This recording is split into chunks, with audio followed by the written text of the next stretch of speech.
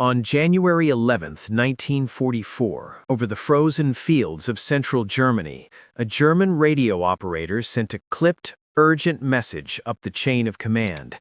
Feindjäger über den Bombern, sehr weit. Enemy fighters over the bombers, very far. That single line carried a quiet terror. It meant something had changed. At 26,000 feet above Oschersleben, the contrails did not thin out as expected. The escorts did not turn back at the edge of known range. Instead, sleek fighters with laminar flow wings stayed glued to the American bomber boxes, silver shapes weaving patiently through black flak bursts. For the first time, the Luftwaffe realized the U.S. Army Air Forces had brought protection all the way to Germany's industrial heart. What few people understood then was that the shock of that moment would ripple far beyond Europe, reaching pilots thousands of miles away in the Pacific, in cockpits painted with rising suns instead of black crosses. In Tokyo, inside the Army Aviation Bureau, translated combat summaries from Germany were already being circulated by early February 1944. Japanese military attachés stationed in Berlin, men like Colonel Hiroshi Oshima, Japan's ambassador to Nazi Germany, had been reporting obsessively on American air power for months. But now the tone shifted. The reports mentioned a new escort fighter, long legs, drop tanks, pilots who did not break off. The name appeared in Roman letters at first, P-51. Months later, Japanese pilots would feel the meaning of that designation in their bones. On June 15, 1944, at dawn over the Marianas, the first B-29 Super Fortresses rose from airfields in China and India and began appearing over Japanese-held islands.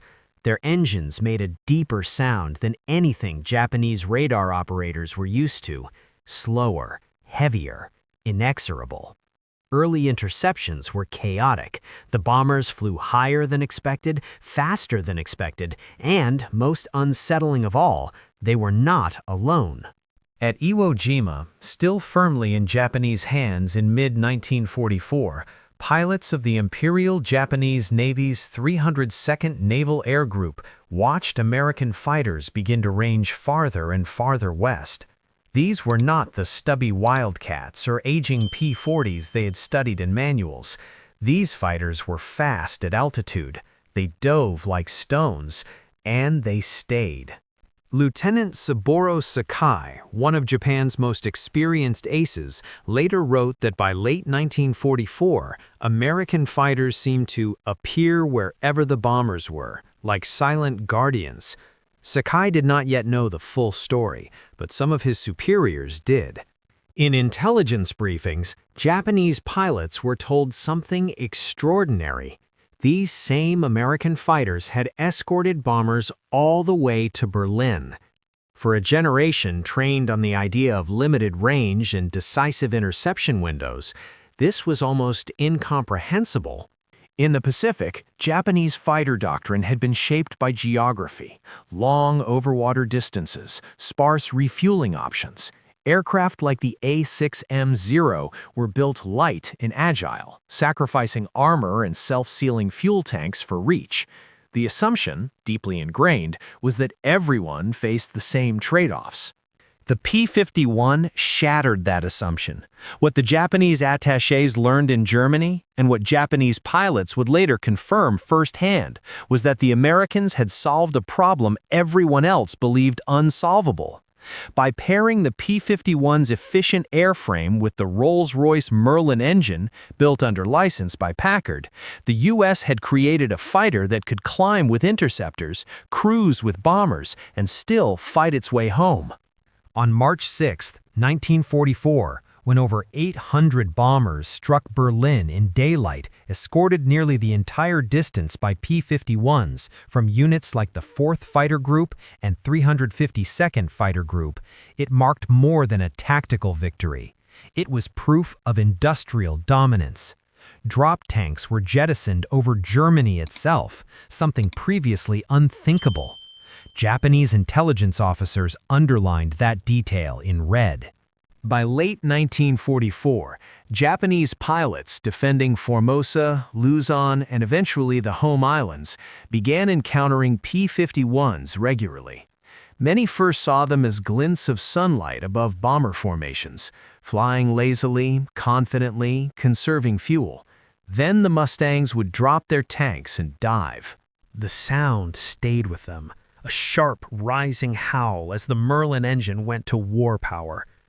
The Zero's cockpit, unarmored and thin-skinned, vibrated violently as tracers stitched the air nearby. American rounds tore through wings that had never been designed to absorb punishment. Psychologically, the effect was devastating. Japanese pilots had been taught that bombers were vulnerable, that escorts had limits, that patience would create openings. But the P-51 erased the waiting game. There was no safe distance, no moment when the bombers were naked.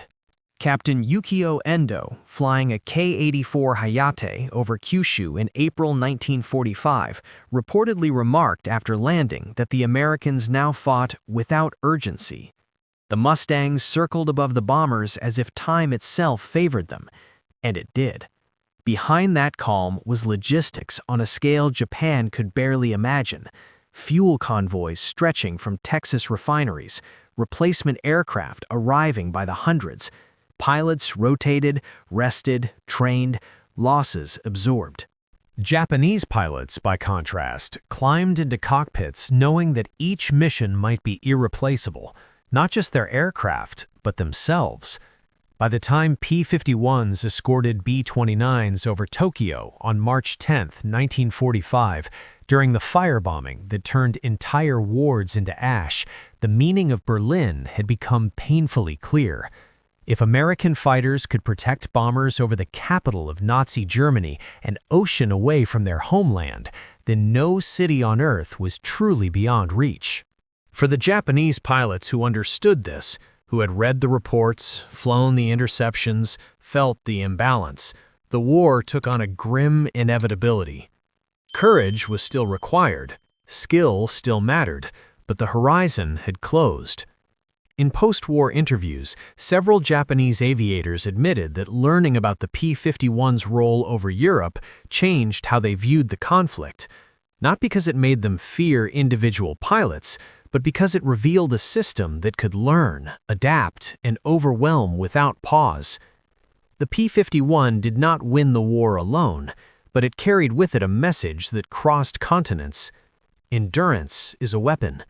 And when Japanese pilots finally realized that the same aircraft guarding bombers over Berlin now guarded them over Japan, the sky no longer felt neutral.